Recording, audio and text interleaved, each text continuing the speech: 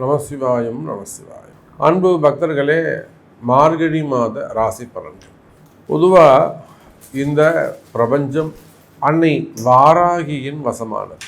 அடியனுடைய உபாசனை தேவதை, என்னுடைய உபாசனை தேவதை அன்னை வாராகி அம்பாளுடைய அனுகிரகத்தோடு இந்த மார்கழி மாத ராசி பலனை தொடங்குகின்றேன்.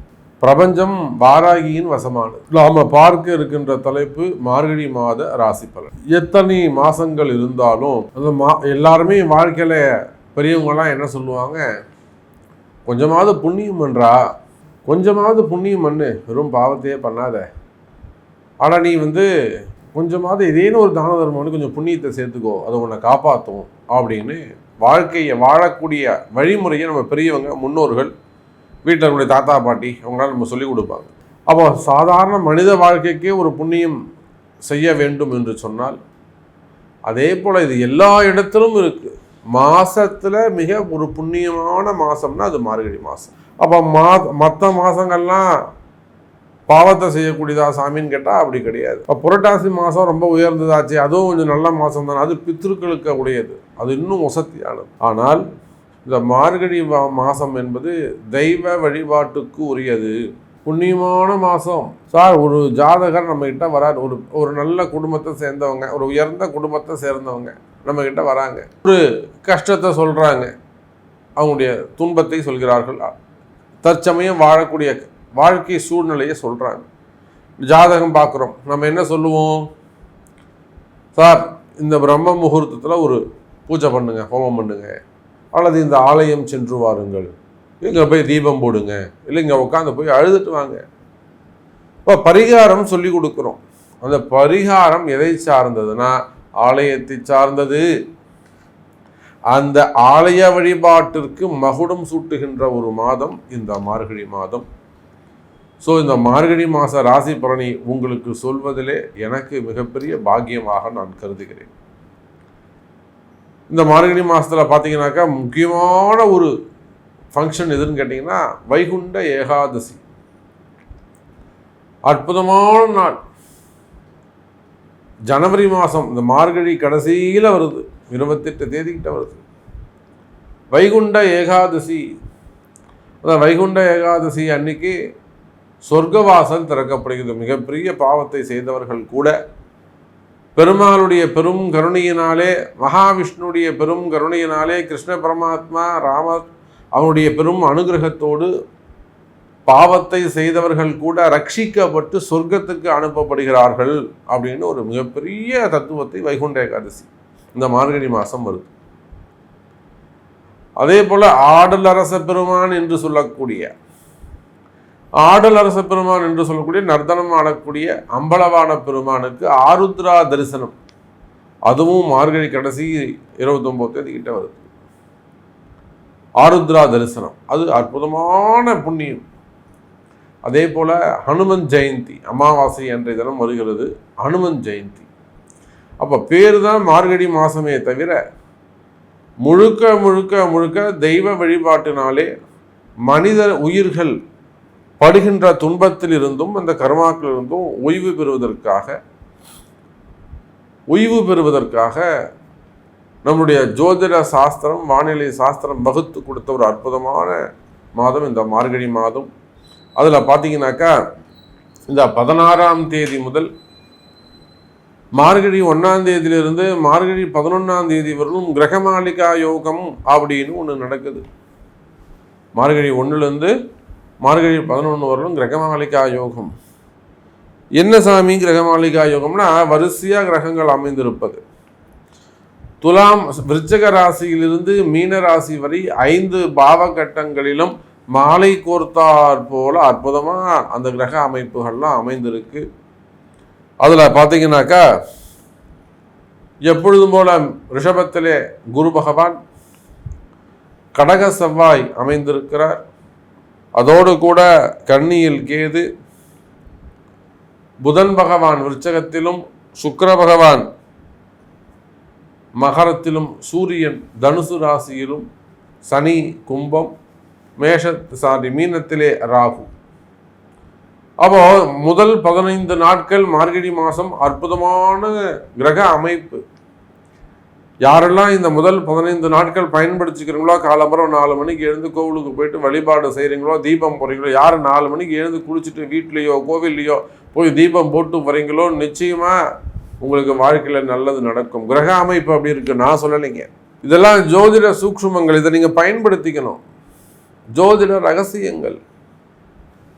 நான் என்ன சாமி பண்ணணும், வெற்றி பெறணுமே, நான் ஜெயிக்கணுமே, நான் தோத்துக்கிட்டு இருக்கேனே, நான் ஜெயிக்கணுமாச்சே சாமி, என் கஷ்டம் விலகணுமே சாமி அப்படின்னு நீங்கள் ஜெயிக்கணும்னு ஆசைப்பட்டீங்கன்னா நிச்சயமாக உலகம் முழுவதும் வாழக்கூடிய அன்பர்களே இந்த முதல் 11 நாட்கள் தீபம் போட்டு பாருங்கள்.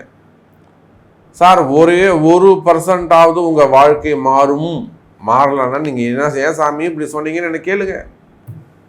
அந்த அளவுக்கு கிரக அமைப்புகள் சிறப்பாக உள்ளன. சரி, வாருங்கள் நண்பர்களே, இந்த புண்ணிய மார்கழி மாத ராசி பலனை உங்களுக்கு எப்படி இருக்குது, உங்கள் ராசிக்கு என்ன சொல்லுதுன்னு பார்த்துடலாம். அன்பார்ந்த மகர ராசி அன்பர்களே, மகர ராசி அன்பர்களே, மார்கழி மாதம் அற்புதமான மாதம். காலமும் நேரமும்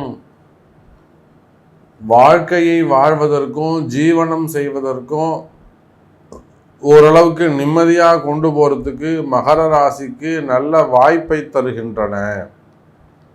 மகர ராசிக்கு நல்ல வாய்ப்பை தருகின்றன. காரணம் என்னன்னு கேட்டிங்கன்னா, மகர ராசி அப்படின்னு சொல்லிட்டாலே எப்பேற்பட்ட திறமசாலியாக இருந்தாலும் அவர் ரொம்ப ரொம்ப டேலண்ட்டு சார். அவர் சிக்கனம், கருமி, கஞ்சன், யாருக்கும் 10 பைசா கொடுக்க மாட்டார். அந்த மாதிரி சொல்லக்கூடிய நபர்கள் கூட எளிமையாக யார்ட்டையாவது போய் பணத்தை கொடுத்து ஏமாந்துருப்பாங்க, ஏதேனும் ஒரு விஷயத்தில் ஏமாந்து உட்காந்துருப்பாங்க. அப்போ மகர ராசி அப்படின்னு சொல்லிட்டாலே அவங்களுக்கு அந்த சனி பகவானுடைய தாக்கம், சனி இந்த 7.5 சனியுடைய தாக்கம், அதுவும் இந்த வக்ர சனியில் அவங்க பட்ட துன்பம், இதெல்லாம் அவங்களுக்கு தீராத ஒரு ரணமாக இருக்கும், ஒரு வலியாக இருந்திருக்கும். வாழ்க்கையே போச்சுடா, நம்ம இதுக்கு மேலே நம்ம வாழ்ந்து என்ன புண்ணியம், நம்ம ஜெயிப்போமா, முன்னுக்கு வருவோமா? ஏன்னா எத்தனையோ மகர ராசி அன்பர்கள், ஒரு மார்க்கெட்டிங்கில் இருக்கக்கூடியவங்க, ஒரு கம்பெனிஸ் வச்சு நடத்தக்கூடியவங்க, சுய தொழில் செய்யக்கூடியவர்கள், சிறு சிறு வியாபாரிகள், ஒரு மிடில் கிளாஸ் ஃபேமிலியில் இருக்கக்கூடியவங்க, இன்னும் விவசாயத்துறையில் இருக்கக்கூடியவர்கள், விவசாயம் சார்ந்து தொழில் செய்யக்கூடியவர்கள், எக்ஸ்போர்ட் இம்போர்ட்டு, அதே போல் நிறைய பண்ணைகள் வச்சு நடத்தக்கூடியவர்கள், சிறு வியாபாரிகள், சிறு தொழிலதிபர்கள், அதே போல் பெரிய பிஸ்னஸ் பண்ணக்கூடியவங்க, பெரிய பிஸ்னஸ் மேக்னெட், யாராக இருந்தாலும் அவர்கள் மகர ராசியாக இருப்பார்களே. ஆனால் இந்த சனி பகவானுடைய வக்ர காலத்தில் நிறைய வாழ்க்கை மாற்றங்களை அவங்க சந்திச்சிருப்பாங்க. இப்படிலாம் கூட வாழ்க்கை மாறுமா? எனக்கு தெரிஞ்சு ஒருத்தர் அற்புதமாக ஒரு கடையை வச்சு ரன் பண்ணிக்கிட்டு இருக்கார், ஒரு மெடிக்கல் ஷாப் வச்சு ரன் பண்ணிக்கிட்டு இருக்கார். நல்லா போது. ஒரு மெடிக்கல் ஷாப்புக்கு 3 மெடிக்கல் ஷாப்பு அதே ஊர்லேயே பண்ணுறாங்க. ஆனால் ஒரு 6 மாதத்துக்குள்ளே எல்லாத்தையும் விற்றுட்டு கொடுத்துட்டு, சொந்த வீடையும் விற்றுட்டு பொழப்புக்காக வேற ஊருக்கு வந்துடுறாங்க மகர ராசி. எப்படி நடந்ததுன்னு அவங்களால ஜீர்ணிக்கவே முடியல. நம்ம எப்படி இந்த வேலையை செஞ்சோம்? கடன் நமக்கு நல்லா தானே போச்சு, வியாபாரம் சிறப்பாக தானே இருந்தது, நமக்கு எப்படி கடன் ஆச்சு, ஏன் வீடை விற்றோம், ஏன் கடையை கொடுத்தோம், ஏன் வீடை விற்றோம் அப்படின்னு சொல்லிட்டு அவங்களால அதை நம்பவே முடியல.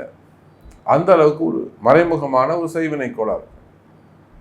இந்த மாதிரி உங்களுக்கும் ஏதேனும் ஒரு வகையில், ஏதேனும் ஒரு இடத்தில் நீங்கள் உத்தியோகம் செய்யக்கூடியவராக இருந்தால் உங்களுக்கு வேறு மாதிரி நடந்திருக்கும். நீங்கள் ஃபேமிலி மெம்பர்ஸாக இருந்தால், ஒரு குடும்ப பெண்களாக இருக்கீங்க, உங்கள் குடும்பத்தில் திடீர் டிமின்னு சத்தம் கேட்கும், வீடு பிரச்சனைகள் இருந்திருக்கும், அல்லது உடல்நிலை பிரச்சனைகள், ஆரோக்கிய குறைவுகள் ஏற்பட்டிருக்கும், உடல்நிலை குறைவுகள் ஏற்பட்டிருக்கும், ஆரோக்கிய குறைவுகள் ஏற்பட்டிருக்கும், ஆரோக்கிய பிரச்சனைகள் ஏற்பட்டிருக்கும் இல்லையா? அப்படி இல்லைன்னா மனசுல ஒரு மிகப்பெரிய குழப்பம், மனசு ஒரு பயமாகவே இருப்பது, மனசு பயந்துக்கிட்டே இருக்கிறது. முடியுமா, நடக்குமா, நடக்காதா, மனசுல ஒரு பயம் இருப்பது, அல்லது தேவையில்லாத மனக்குழப்பங்கள். இது முடிஞ்சிருமா, இது முடியாதா, பணம் கொடுப்பானா, கொடுக்க மாட்டானா, நம்ம இஎம்ஐ கட்ட முடியுமா, நமக்கு வேலை ஒழுங்காக இருக்குமா, வேலை போயிடுமோ, வேலை நிரந்தரமாக இருக்கலாமா, மாற்றம் வருமா, மனக்குழப்பங்கள். அப்போ பயமாக இருக்கிறது. உடல்நிலை ஆரோக்கியம், உடம்புக்கு ஏதாவது வந்துடுமோ, உடம்புக்கு ஏதாவது ஆயிடுமோ, மரண பயங்கள். அப்போ உங்கள் ஜாதக கர்மா பிரகாரம் ஏதேனும் ஒரு சப்ஜெக்ட், கடனோ சுமையோ உடல்நிலை ஆரோக்கியமோ உத்தியோகமோ தொழிலோ, ஏதோ ஒரு இடத்தில் பயந்து அஞ்சி நடுங்கி கொண்டிருந்த மகர ராசி அன்பர்களே, இந்த மார்கழி மாதம் ஒரு சிறப்பான மாதமாக உங்களுக்கு அமைகிறது. ஒரு வளர்ச்சிக்கான மாதமாக அமைகிறது. கவலை வேண்டாம் மகர ராசி அன்பர்களே. தொழில் உத்தியோகம் சிறப்பானதாக இருக்கும். குறிப்பா பணங்காசுகள் வந்து சேரும், வருமானம் இருக்கும். வருமானமே போச்சு சாமி, தடைப்பட்டு போச்சு. நல்லா வருமானம் வந்துகிட்டு இருந்தது பாருங்க, 4 வீடு வாடகை வந்துட்டு இருந்தது. எப்படி, ஒரு 4 வீடு வாடகை வந்துட்டு இருந்தது, மாதம் ஒரு 40 ரூபா வரும். அதை அப்படியே நாங்கள் வச்சு வண்டி ஓட்டு இருந்த சாமி. இப்போ வீடு காலி பண்ணிட்டாங்கன்னு யாருமே வரமாட்டேங்கிறாங்க. ஒரு இடம் வாடகை வந்துட்டு இருந்த இடம் யாருமே வரமாட்டேங்கிறாங்க. அல்லது ஒரு தடவை பணம் கொடுத்த சாமி, ஏதோ 2 பைசா வட்டி கொடுத்தேன், அதை வச்சு வண்டியை ஓட்டலாம். அவங்க வட்டியும் கொடுக்கல, பணமும் கொடுக்கல. இதை போல இது வயசானவங்க சொல்றது, இது வயசானவங்க சொல்றது. இது போல வேலை செய்கிற இடத்துல ஒரு பிரச்சனை இருக்கும். தொழில் செய்யக்கூடிய இடத்துல ஒரு வியாபாரம் சூப்பராக இருந்தது சாமி, இப்போ வியாபாரம் இல்லை. ஒரு பெரிய கம்பெனி வச்சு நடத்துறீங்க, ஆர்டர்லாம் சிறப்பாக இருந்த சாமி, இப்போ ஆர்டர் குறைவாக இருக்குல்ல, வர வேண்டிய பணங்காசு பேமெண்ட்ஸ் இன்னும் வந்து சேரலை. அப்போ ஒரு வரியில் சொல்ல வேண்டும் என்று சொன்னால், மகர ராசி அன்பர்களே, வருமான தடை விலகும். வருமானத்தில் ஏதேனும் தடைகள் இருக்குமேயானால், வருமான பிரச்சனைகள் இருக்குமேயானால், நல்ல பிஸ்னஸ் வந்துக்கிட்டே இப்போ வரல. அதுதான் நான் ஆரம்பத்தில் சொன்னேன், கடை பிரச்சனை சொன்னேன். இதெல்லாம் நடந்த உண்மைகள். நம்ம இடத்துல வரக்கூடிய ஜாதகம், வாராகி இடத்திலே வரக்கூடிய பிரச்சனைகள். அப்புறம் அவங்களுக்கு என்ன ஆச்சு தெரியுமா, அற்புதமாக இப்போ திரும்பவும் கடை வச்சு சிறப்பான முறையில் இருக்காங்க. அன்னை வாராகியின் திருவருள் ஜெயிக்க வைக்கிறது அன்னை வாராகி. அப்போ மகர ராசி என்பவர்களே, அந்த மாதிரி வருமான தடைகள் இருக்குமேயானால் அந்த வருமான தடைகள் விலகும். வருமானம் அதிகரிக்கும் சாமி, வேலை இல்லாதவங்களுக்கு வேலை கிடைக்கும், வராத பணங்காசுகள் வந்து சேரும். சார், உங்களுக்கு ஏதேனும் பாபதோஷங்கள் கர்மதோஷம் இருக்குமே ஆனால் அந்த பாப கர்மதோஷங்கள் விலகி அந்த வருமான தடை, உத்தியோக தடை, தொழில் தடை, இன்னும் குடும்ப தடை, திருமண தடை, குழந்தை பாக்கிய தடைகள், இதை போல எந்தெந்த விஷயத்திலெல்லாம் உடல் ஆரோக்கியத்தில் முன்னேற்ற தடை, வாழ்க்கை முன்னேற்ற தடை, இது போல எந்தெந்த இடத்திலெல்லாம் தடைகள் இருக்கின்றதோ அந்த தடைகள் எல்லாம் விலகக்கூடிய மாதமாக இந்த மார்கழி மாதம் அமைகிறது. கவலை வேண்டாம் மகர ராசி என்பர்களே. தடைகள் விலகும், எடுக்கக்கூடிய முயற்சிகள் வெற்றி பெறும், வருமானம் கூடும். அது எப்படி சாமி கூடும்? அதுக்குத்தான் அந்த வழிபாட்டு முறைகளை சொல்லியிருக்கிறேன். காலையில் எழுந்துருங்க, 4:30 மணிக்கெலாம் ஜாதகத்தை தூக்கி ஓரமாக வைங்க, ஜாதகமே பார்க்க வேணாம். ரொம்ப இக்கட்டான சூழ்நிலை இருக்கீங்க, காப்பாற்றியே ஆகணும், நாளைக்கு சோறு வேணும், வேறு வழியே இல்லைன்னா இப்போ ஜாதகம் பார்க்கலாம், பரிகாரம் பண்ணலாம், ஜாதகமே பார்க்க வேணாம். மார்கழி மாதத்தை பொறுத்தவரையில் மகர ராசிக்கு ஜெயிக்கக்கூடிய மாதமாக அமைகிறது.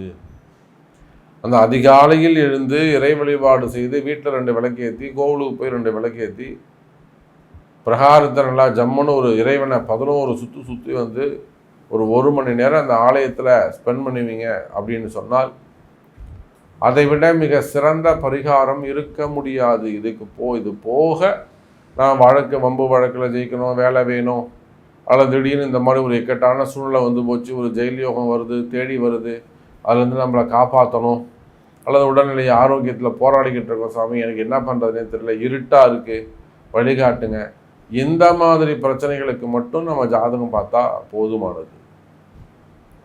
அப்போ இந்த மார்கழி மாதத்தை பொறுத்தவரையிலே ராசிநாதன் சனி பகவான் 2வது வீட்டில் ஆட்சி பலம் பெற்று தனக்கு 3, 7, 10 என்ற சுபஸ்தானங்கள் எல்லாம் உங்களுக்கு 4, 8, 4, 9 4, 7 அமைகிறது.